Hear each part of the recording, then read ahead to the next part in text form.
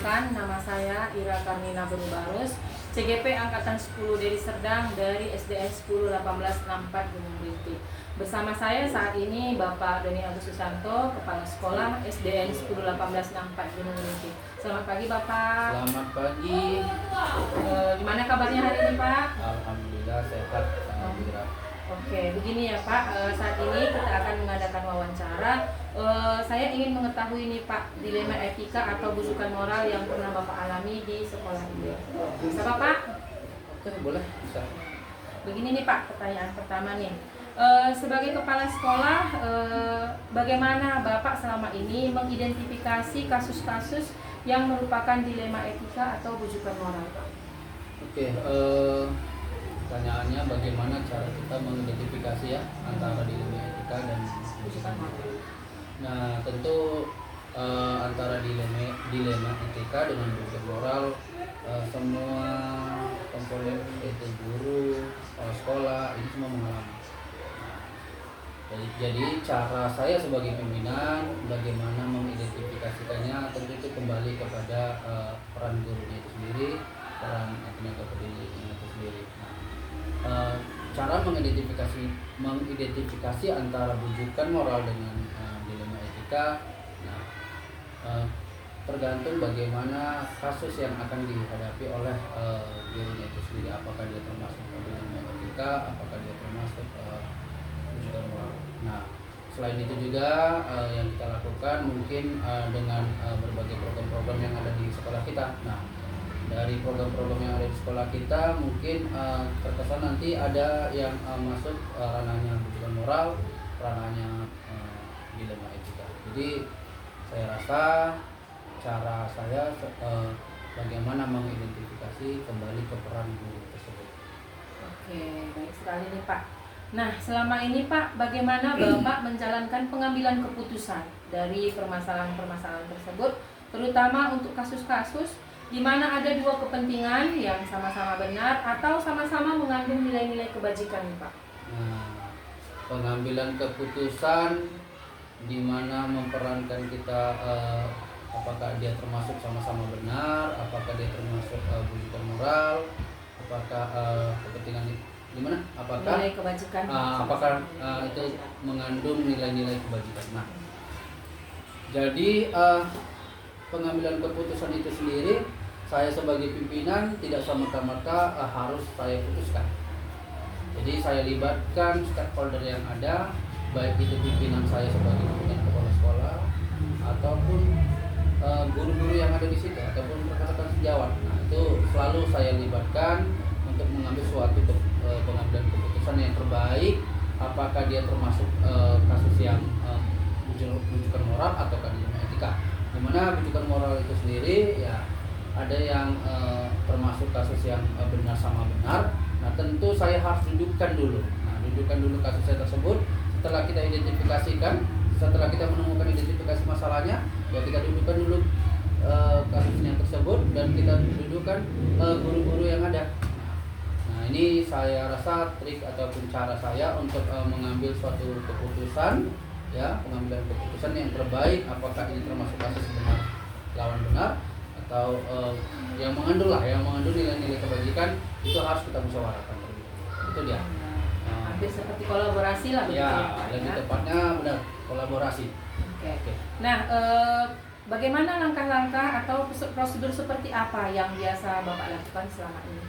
Nah, prosedur yang kita lakukan yang selama ini ketika kita dihadapkan dengan kasus tersebut, apakah dia dilema etika atau bujukan moral, nah kita selain tadi bermusyawarah, memanggil rekan sejawat, meminta pendapat pimpinan saya sendiri ya. Nah, itu kita lakukan secara mungkin rutin, terstruktur ya, terprogram, namun tidak terlepas dari spontanitas ya. Spontanitas di mana kasus itu harus dihadapkan dengan hari ini juga harus membuat sebuah kebijakan atau keputusan. Nah, saya rasa cara saya seperti itu. Nah. Baik nih Pak. Hal-hal apa saja yang selama ini Bapak anggap efektif dalam pengambilan keputusan, terutama pada kasus-kasus dilema etika Pak? Yang efektif cara menurut saya itu, terutama di kasus dilema etika itu sendiri, ya saya melakukan kolaborasi ya. Sebagai pimpinan saya lakukan dulu kolaborasi kepada rekan-rekan sejawat. Dihadapkan dengan kasus dilema etika, kita harus mengambil sebuah pengambilan keputusan yang terbaik ya, yang untuk menangani kasus itu sendiri. Nah, saya rasa itu.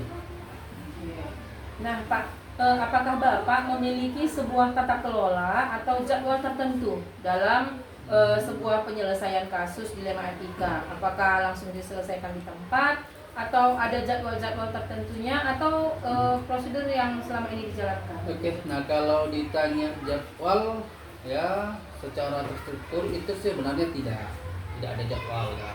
Namanya kasus ya. Kasus ini kita lakukan penanganannya itu spontanitas. Nah, ketika dihadapkan dengan kasus dilema etika ataupun pelecehan moral, nah ini dihadapkan kita dengan kasus. Nah, ini kita perlu selesaikan atau gimana? Nah, tergantung juga tingkat tingkat kesukarannya, tergantung kasusnya lah ya. Tergantung kasusnya, apakah memang dia harus diselesaikan hari ini juga, ataukah perlu dilakukan musyawarah dulu bersama guru ataupun pimpinan saya sendiri. Nah, itu tergantung. Jadi bentuknya spontanitas. Ketika memang perlu harus dilakukan eksekusi, harus dilakukan pengambilan keputusan hari itu juga, nah kita akan lakukan dan kita eksekusi. Namun ketika ini berkepanjangan, perlu lagi kolaborasi dengan rekan sejawat, perlu lagi kolaborasi dengan pimpinan, nah itu kita lakukan secara berjenjang. Oke, ini Pak. Selama beberapa kasus yang sudah Bapak alami begitu, adakah seseorang atau faktor yang selama ini mempermudah atau membantu Bapak dalam pengambilan keputusan dalam setiap kasus dilema etika, Pak? Baik aktor ataupun figur ya dalam mengambil sebuah keputusan tentu ada ya. Baik itu diri saya sendiri sebagai figurnya, sebagai pimpinan di satuan pendidikan, maupun rekan sejawat maupun guru-guru. Itu tidak lepas dari figur-figur yang bersangkutan membuat suatu keputusan, dan bukan hanya rekan sejawat. Jadi warga yang ada di sekolah, di lingkungan pendidikan itu juga turut andil dalam membuat sebuah keputusan. Mereka juga menjadi figur-figur dimana kita membutuhkan pendapat mereka. Nah, itu kita upayakan untuk selalu melakukan kolaborasi. Oke, tetap kolaborasi ya Pak, intinya ya.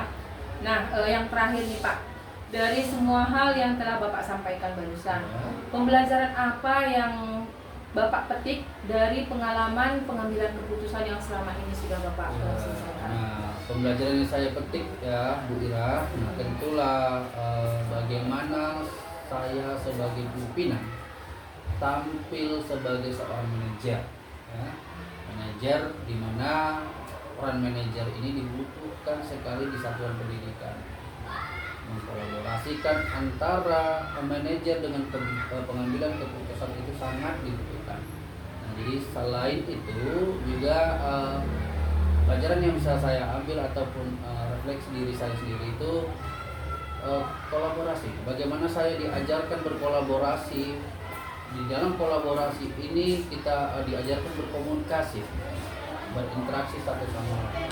Jadi ternyata tidak mudah dalam mengambil suatu keputusan, terkhusus di kasus-kasus dilema etika dan pendidikan moral. Ini dua kasus yang sangat saya rasa ini ya saling berkaitan antara dilema dengan pendidikan moral.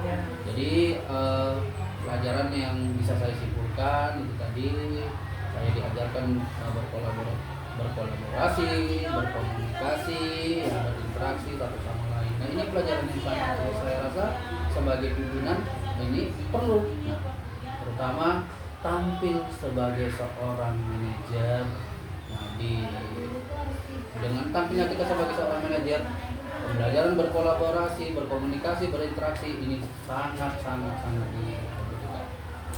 Baik Pak, menarik sekali nih Pak wawancara tentang dilema etika dan bujukan moral, terutama dalam penyelesaian kasusnya. Semoga lain kali kita bisa bercakap-cakap lagi nih Pak ya, terutama soal kepemimpinan sebagai pemimpin pelajaran maupun pemimpin sekolah. Terima kasih Pak Doni atas waktunya. Salam guru penggerak. Demikian wawancara saya dengan Bapak Doni Agus Susanto selaku Kepala Sekolah SDN 10 18 Ampang. Terima kasih.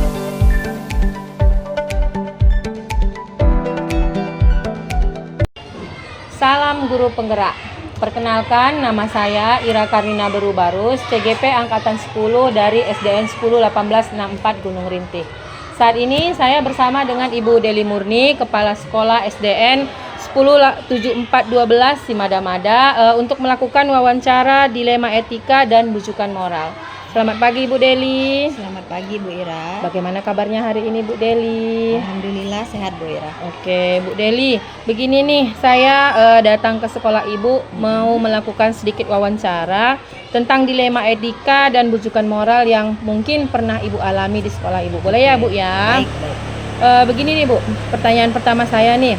Ibu sebagai kepala sekolah, bagaimana sih cara Ibu mengidentifikasi kasus-kasus yang merupakan dilema etika atau bujukan moral, Bu? Baik. Jadi untuk mengenai kasus dilema etika dan bujukan moral itu biasanya saya sebagai pemimpin pembelajaran melakukan komunikasi atau melakukan identifikasi dengan mempelajari kasus-kasus yang terjadi. Jadi itu dapat dibicarakan dengan guru ya kan, ataupun dengan wali siswa, yang mana pada saat pengidentifikasian kasus tersebut pastinya pertama komunikasi tersebut lah, sehingga mungkin nanti dari kesimpulannya akan diambil sebuah keputusan gitu. Oke, baik Bu Deli nih.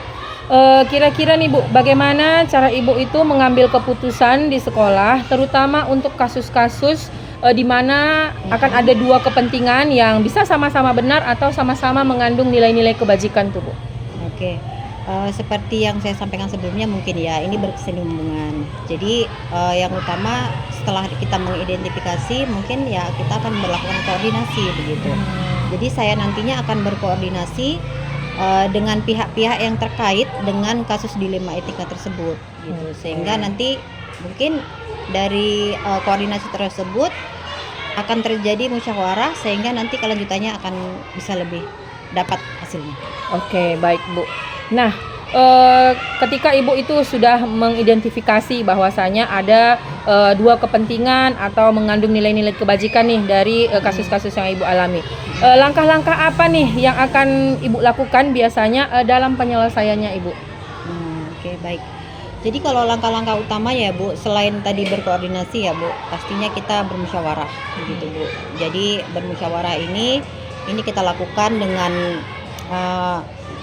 menempatkan posisi kasus tersebut ya. Jadi ini nanti masuk ke ranah mana? Apakah dilema etika ataupun bujukan moral begitu. Dan ini dari guru-guru yang mungkin nanti akan terkait dalam hal ini, dalam kasus ini, atau mungkin bisa juga dengan komite maupun dengan pengawas yang mungkin nantinya dapat membantu untuk mengambil jalan terbaik dari penyelesaian kasus tersebut. Melibatkan semua pihak begitu ya Ibu? Iya, artinya berkoordinasi dan berkolaborasi lah. Oke, baik Ibu. Kemudian Ibu, selama ini nih dari kasus-kasus yang Ibu alami, hal-hal apa saja yang Ibu anggap efektif dalam pengambilan keputusan dalam kasus-kasus dilema etika tersebut Ibu? Iya, kalau dianggap efektif ini sebenarnya balik lagi ya Bu, komunikasi. Jadi komunikasi, kemudian kolaborasi, kemudian interaksi baik itu dari guru atau rekan sejawat kita, maupun dari pengawas, maupun dari komite, ataupun dari wali siswa itu sendiri, sehingga pengambilan keputusan itu mungkin jadi lebih mudah dilakukan atau lebih efektif. Ya. Nah, Ibu nih pertanyaan berikutnya.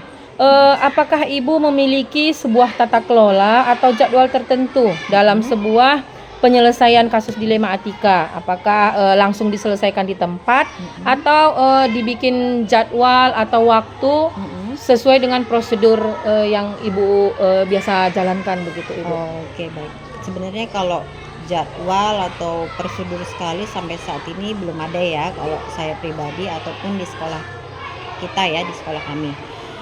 Tapi kalau setiap ada dilema etika yang bisa diselesaikan di hari itu juga, itu akan langsung kita selesaikan. Itu ya tadi dengan musyawarah, kemudian dengan komunikasi yang tepat, kemudian dengan kolaborasi yang itu yang berkaitan dengan kasus dilema etika tersebut. Jadi kalau memang bisa diselesaikan hari ini ya udah pasti dengan secepatnya. Tapi kalau memang misalnya andaikan ada masalah atau kasus yang mungkin harus memakan waktu, itu misalnya mengenai kasus yang berkaitan dengan ranah hukum, itu kan mungkin banyak ya kasus-kasus terkait dan harus melakukan beberapa kali musyawarah, dan itu juga nggak bisa sembarangan pastinya ya Bu ya.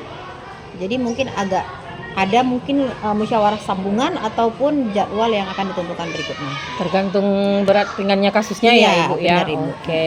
Nah sekarang nih Bu, pertanyaan berikutnya, adakah seseorang atau faktor-faktor yang selama ini mempermudah dan membantu Ibu dalam pengambilan keputusan dalam setiap kasus dilema etika Ibu?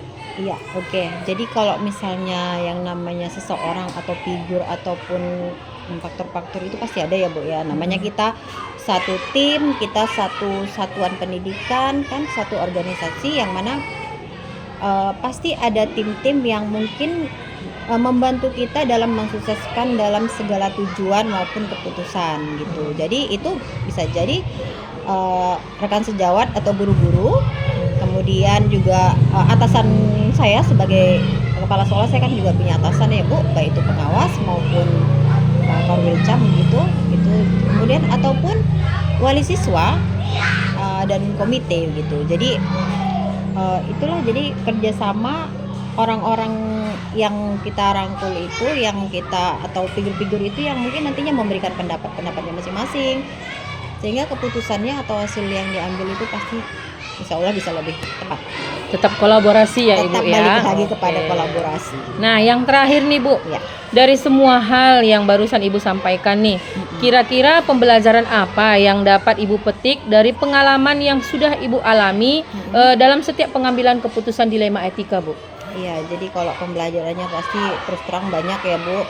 Itu menjadi guru baru. Setiap ada dilema etika yang kita alami itu jadi guru baru atau jadi pembelajaran baru yang mana nambah pengetahuan kita, nambah skill kita dalam mengambil keputusan atau mengatasi suatu masalah gitu. Jadi selain itu juga kita juga jadi lebih bisa memprioritaskan mana sih sebenarnya yang bisa kita ambil gitu, karena sebenarnya kan dilema etika ini kita ketahui sama-sama baik ya Bu ya. Keputusan dari dua kasus yang sebenarnya sama-sama baik gitu, tapi kan kita harus bisa memposisikan mana yang lebih baik dengan memprioritaskan pengambilan keputusan yang mungkin manfaatnya itu bisa dari yang skala lebih besar ya Bu, daripada perorangan begitu. Jadi kalau saya pribadi sih, selain dari lebih bisa mengasah skill kita atau kemampuan kita dalam pengambilan keputusan yang lebih tepat, selain itu juga kita dapat melakukan komunikasi yang lebih interaktif lagi kepada guru, kepada warga sekolah ya kan, ataupun komite dan wali siswa itu sendiri. Dan kolaborasi kita juga pastinya jadi lebih terjaga ya Bu, dengan adanya selalu setiap kita ada dilema kasus dilema etika dan sebagainya, pasti kita jadi akan lebih erat lagi itu hubungan kolaborasinya, komunikasinya dan sebagainya. Mungkin itu Bu. Iya. Baik sekali nih Ibu, saya juga mendapat banyak pembelajaran nih dari wawancara kita ini tentang persoalan permasalahan dilema etika dan bujukan moral. Iya. Terima kasih Ibu Deli untuk Sama-sama, waktunya. Ibu Ira. Semoga lain kali kita bisa ngobrol lagi nih Bu ya, Iya, tentang silahkan, dilema Bu Ira, etika senang ya. sekali. Oke. Baik, terima kasih. Itulah wawancara saya dengan Ibu Deli Murni dari SDN 107412 Simadamada. Terima kasih. Salam guru penggerak.